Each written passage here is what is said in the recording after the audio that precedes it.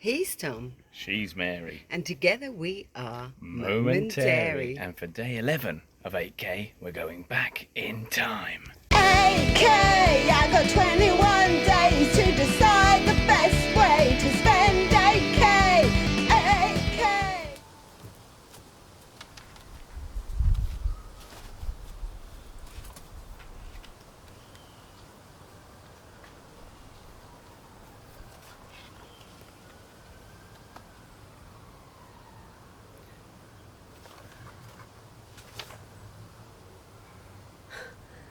You won't believe this. It's such a synchronicity.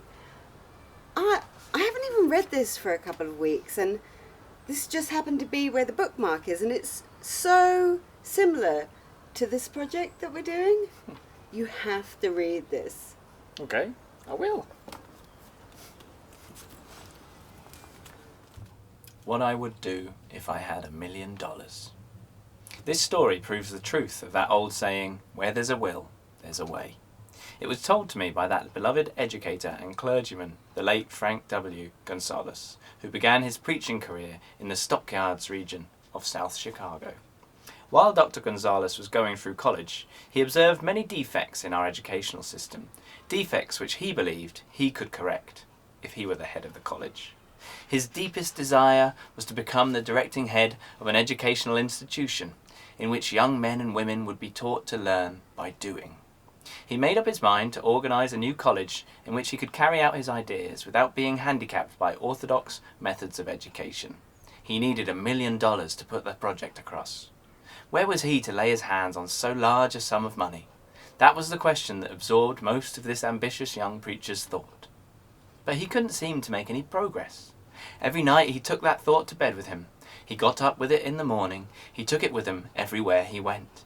He turned it over and over in his mind until it became a consuming obsession. $1 million is a lot of money. He recognized that fact, but he also recognized the fact that the only limitation is that which one sets up in one's own mind. Being a philosopher as well as a preacher, Dr. Gunsaulus recognized, as do all who succeed in life, that definiteness of purpose is the starting point from which one must begin. He recognized, too, that definiteness of purpose takes on animation, life, and power when backed by a burning desire to translate that purpose into its material equivalent. He knew all these great truths, yet he did not know where or how to lay his hands on $1 million. The natural procedure would have been to give up and quit by saying, "Oh well, my idea is a good one, but I can't do anything with it because I never can procure the necessary $1 million." That is exactly what the majority of people would have said. But it's not what Dr. Gunsaulus said. What he said and what he did are so important that I now introduce him and let him speak for himself. One Saturday afternoon, I sat in my room thinking of ways and means of raising the money to carry out my plans. For nearly 2 years I have been thinking, but I had done nothing but think. The time had come for action. I made up my mind then and there that I would get the necessary $1 million within a week. How? I was not concerned about that. The main thing of importance was the decision to get the money within a specified time, and I want to tell you that the moment I reached a definite decision to get the money within a specified time, a strange feeling of assurance came over me, such as I had never before experienced. Something inside me seemed to say, "Why didn't you reach that decision a long time ago? The money was waiting for you all the time." Things began to happen in a hurry. I called the newspapers and announced I would preach a sermon the following morning entitled, "What I Would Do If I Had $1 Million." I went to work on the sermon immediately, but I must tell you, frankly, the task was not difficult because I had been preparing that sermon for almost 2 years. The spirit back of it was a part of me. Long before midnight, I had finished writing the sermon. I went to bed and slept with a feeling of confidence, for I could see myself already in possession of $1 million. Next morning I arose early, went into the bathroom, read the sermon, then knelt on my knees and asked that my sermon might come to the attention of someone who would supply the needed money. While I was praying, I again had that feeling of assurance that the money would be forthcoming. In my excitement, I walked out without my sermon and did not discover the oversight until I was in my pulpit and about ready to begin delivering it. It was too late to go back for my notes, and what a blessing that I couldn't go back. Instead, my own subconscious mind yielded the material I needed. When I arose to begin my sermon, I closed my eyes and spoke with all my heart and soul of my dreams. I not only talked to my audience, but I fancy I talked also to God. I told what I would do with $1 million if that amount were placed in my hands. I described the plan I had in my mind for organizing a great educational institution where young people would learn to do practical things and at the same time develop their minds. When I had finished and sat down, a man slowly arose from his seat about 3 rows from the rear and made his way towards the pulpit. I wondered what he was going to do. He came into the pulpit, extended his hand, and said, "Reverend, I liked your sermon. I believe you can do everything you said you would, if you had $1 million. To prove that I believe in you and your sermon, if you will come to my office tomorrow morning, I will give you the $1 million. My name is Philip D. Armour." Young Gunsaulus went to Mr. Armour's office, and the $1 million were presented to him. With the money, he founded the Armour Institute of Technology. That is more than the majority of preachers ever see in an entire lifetime. Yet the thought impulse behind the money was created in the young preacher's mind in a fraction of a minute. The necessary $1 million came as a result of an idea.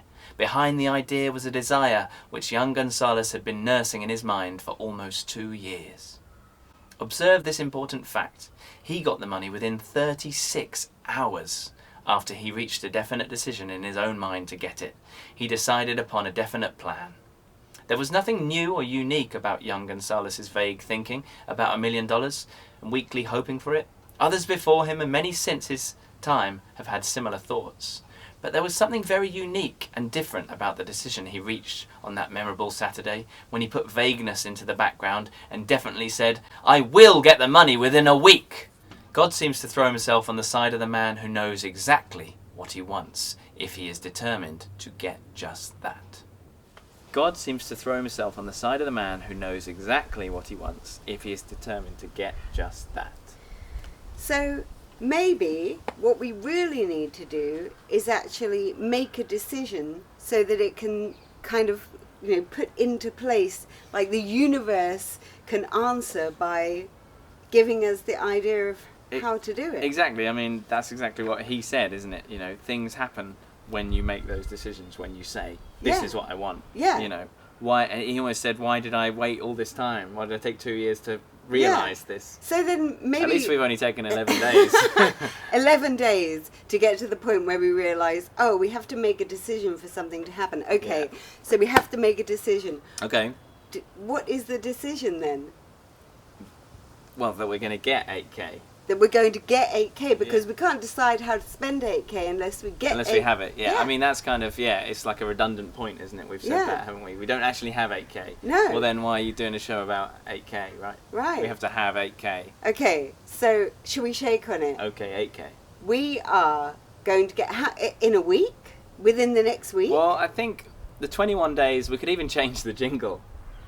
8K, I've got 21 days to find 8K. I think it would be more fun for the people watching if we actually set it as a week so that we would have to get the 8K before the end of the 21 days. Maybe we'll do it in 36 hours. Because he said a week, didn't he? Yeah, he did. That was the key thing. I think that we have to do the same then. Yeah, okay. Okay. Let's do it. Let's do it then. Let's get 8K in a week. 8K in a week. We are going to get it. We have made up our minds.